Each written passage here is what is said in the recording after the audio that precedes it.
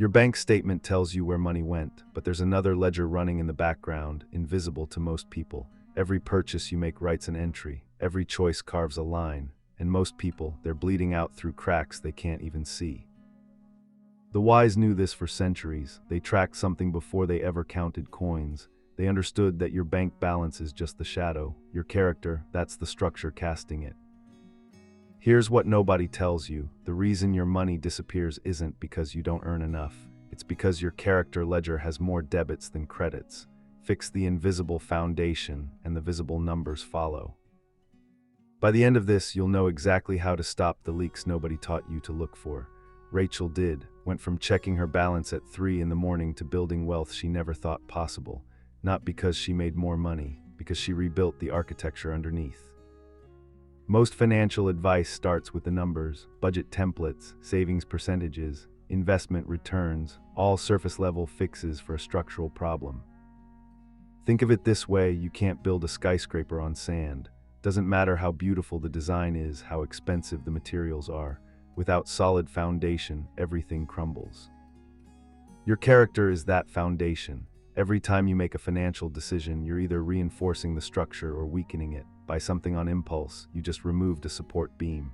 Break a promise to yourself about spending, another crack in the foundation. Say yes when your budget screams no, the whole thing shifts a little more. Ancient wisdom understood this completely. Before they ever taught accounting, they taught virtue. Before they discussed wealth, they discussed integrity. They knew something modern culture forgot. Prosperity isn't just about managing money, it's about managing yourself.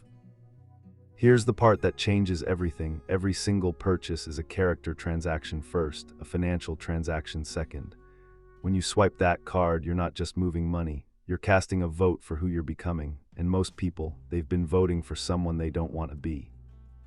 Let's get specific about what this invisible structure actually looks like. There are 3 foundational pillars that hold up every lasting fortune. Miss one, and the whole thing tilts. First pillar, discipline, not the kind that feels like punishment, the kind that keeps promises to yourself when nobody's watching. It's saying you'll transfer money to savings on payday, then actually doing it when that new release drops and every fiber of your being wants to buy it instead. Each time you keep that promise, you reinforce the foundation. Each time you break it, another crack appears. Second pillar, delayed gratification.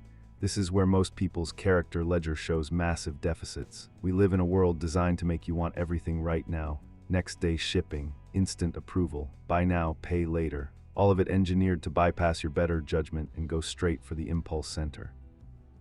But here's what happens in that invisible ledger. Every time you choose immediate comfort over future security, you're making a withdrawal from your character account. And just like a bank account, you can only make so many withdrawals before you're overdrawn. The wealthy, they made deposits for years while everyone else was making withdrawals. That's not willpower, that's architecture. They built a structure strong enough to handle the pressure. Third pillar, honest self-assessment. You cannot fix what you refuse to see. Most people lie to themselves about their spending until the consequences become impossible to ignore. It was just this once. I deserve this. It's only $20. Each lie weakens the foundation a little more. Now let me show you exactly where your character ledger is probably bleeding out. These aren't the obvious expenses, those you can see. These are the invisible ones that drain your account while draining your integrity. Subscription creep, not because subscriptions themselves are bad, but because each one represents a broken promise. You told yourself you'd cancel after the free trial. You didn't. You said you'd actually use that gym membership. You haven't stepped foot in there for 3 months. Every month that charge hits, it's not just money leaving your account, it's your word to yourself becoming worthless. Convenience spending, the delivery fees, the premium options, the expedited shipping, each one whispers, your time is worth it.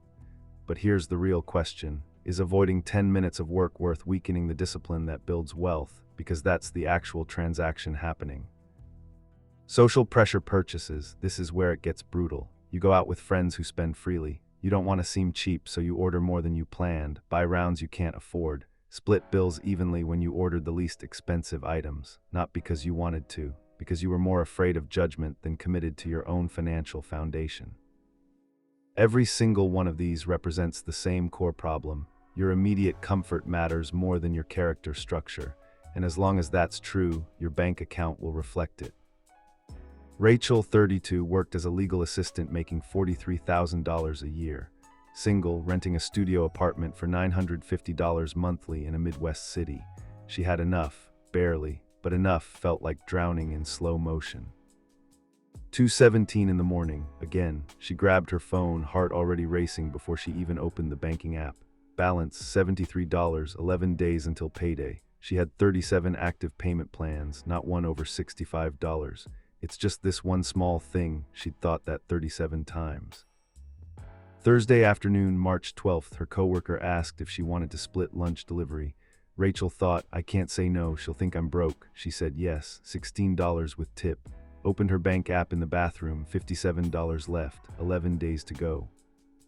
She sat on the bathroom floor for 6 minutes. One thought wouldn't leave. 32 years old, can't even afford to tell the truth. Saturday, March 14th, she made a terrifying decision. Created a separate account. Before paying anything else, she'd transfer $200 on payday, even with 37 payment plans active, even knowing she'd be short, even though it felt impossible. First payday, transferred $200, left with $1,863. Bills, $1,400 fixed plus $380 in payments equals $1,780. Short $117.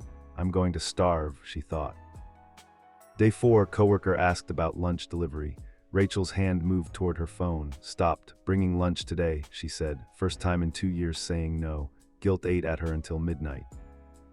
Day 9 saw a dress on sale, 40% off. Original price $90, now $54. That's like saving $36, her brain whispered. She stared at her phone for 4 minutes, closed the app, drove home, cried in her car for 20 minutes, not because she wanted the dress, because saying no felt like betraying herself. Day 23 made it to payday with $19 in checking, but that $200 sat untouched in savings. Month 3, coworker noticed, you seem different, less stressed or something. Rachel just smiled, didn't mention the character ledger she was finally balancing. Month 6, open savings app, $1,200, first emergency fund of her life, told her sister over Sunday dinner. Her sister said, how, you make less than I do. Rachel, I stopped lying to myself about what I could afford. Month 9, got offered overtime. For the first time ever, she said no. Her manager looked confused. You always take overtime. Rachel, I used to need panic money. Now I have enough.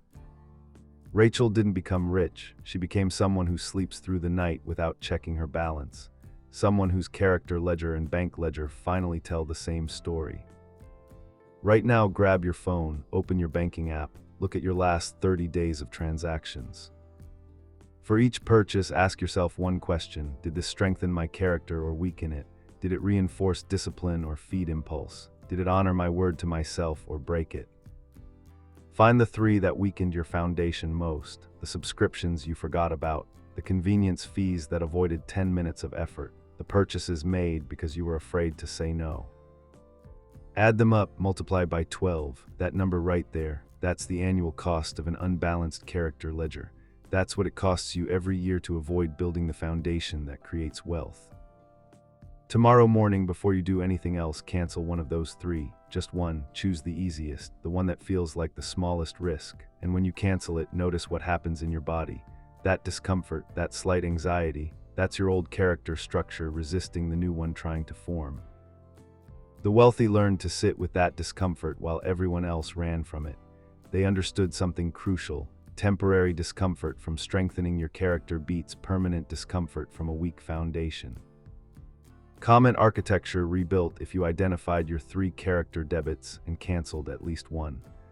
I want to see how many of us are willing to fix the invisible foundation instead of just managing the visible symptoms. The video on screen right now shows you how to build the second pillar, the compound effect of small character deposits that multiply into lasting prosperity. Hit that like button, share this with someone who keeps wondering why their money disappears even when they budget. Subscribe because every week I show you how timeless principles create modern wealth. Become a member for the advanced protocols I don't share publicly. The specific character architecture strategies that separate temporary success from lasting prosperity. Drop in the comments what's the biggest character debit stealing your wealth right now, the subscription you keep meaning to cancel, the convenient spending that's become a habit, the social pressure that makes you spend money you don't have. Let's rebuild these foundations together.